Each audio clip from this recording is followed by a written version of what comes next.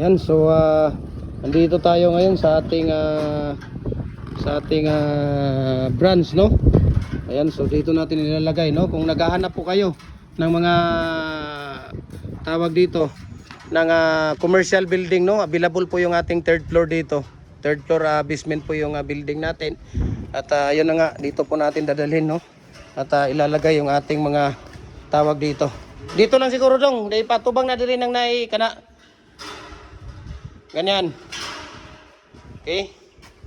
So tingnan natin dyan. Di ano nyo muna yan. Kasi dito marami tayo ditong tawag dito, mga molder, no? So ito yung mga molder natin. Ayan, makikita ninyo. Daming molder natin dyan. Hollow blocks molder 3 and 3/4 by 8 by 16, 4 by 8 by 16. Mayroon din tayo dito mga bricks. Ayan, kung makikita ninyo. Number, saglit ng donut, number 8. Octagon, no? Ayan, mayroong octagon, mayroong donut at saka mayroong wide doon. Okay, so dito tayo sa ilalim. Tingnan natin dito kung anong mayroon tayo dito, no? So ito po yung budiga natin, no? Basement natin dito sa ating gulwa na Gem Hardware branch natin. Yan. So mayroon din tayo ditong ayan, no? Molder natin. So ito ay standard.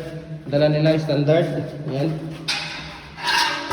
Tapos bakit yung isa din nagkano yan dong? Iutruha rin ng isa dong tuplok. Ipalungaw niya ikuan. Wala mo siga dito. Ayan. Ayan. Hindi ka to dito ba? So mayroon din tayo ditong 4 na set na pins concrete post or dual heavy duty natin na dragon fruit post or pins concrete post natin. Ayan, kung makikita ninyo. Mayroon din tayo dito nga number 18 na culvert, no? RCPC 5 culvert natin, number 18 shoes at saka tawag dito. So mayroon tayo dito, ayun, kung makikita ninyo. Ayan. 4 yan na ano, 4 na tawag dito na double. Ito naman yung ating dong. Mayroon bang ano doon? Doon sa tindahan ba? Mayroon bang 4 na double? Wala, no? Doon sa tindahan 4. Hollow blocks ba?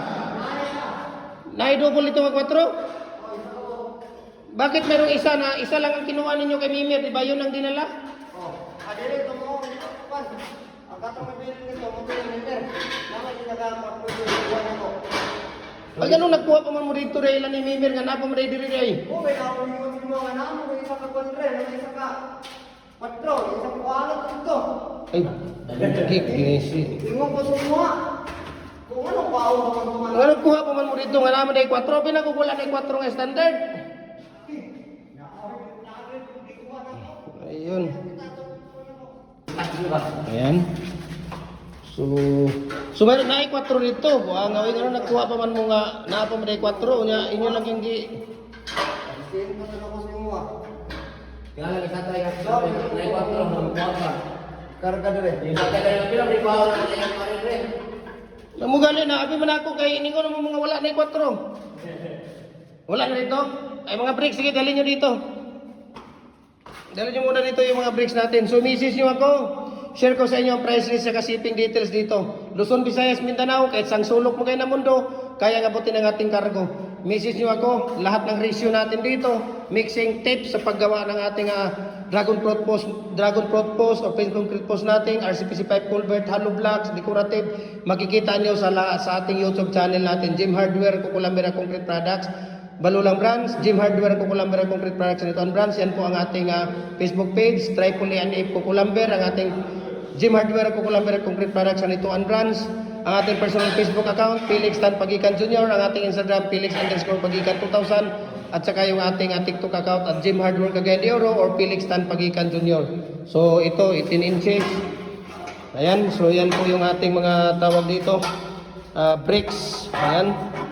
Bricks, mayroon pa ba doon? Meron pa. Sige, kunin nyo nga yung ano, kung mayroon pa doon.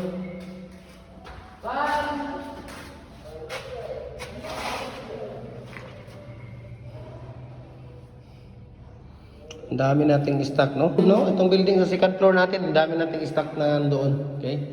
So, gagawin na natin dito. Ay message nyo ako para may share natin sa inyo ang price list sa shipping details dito. Bricks, dapat talaga pag tayo ay mayroong concrete products or mga hardware, dapat kumpleto tayo sa tawag dito sa mga lahat ng design para one-stop shop lang po yung ating mga kababayan na mamimili. Wala na dong. Ayan, so maraming salamat and God bless po sa ating lahat.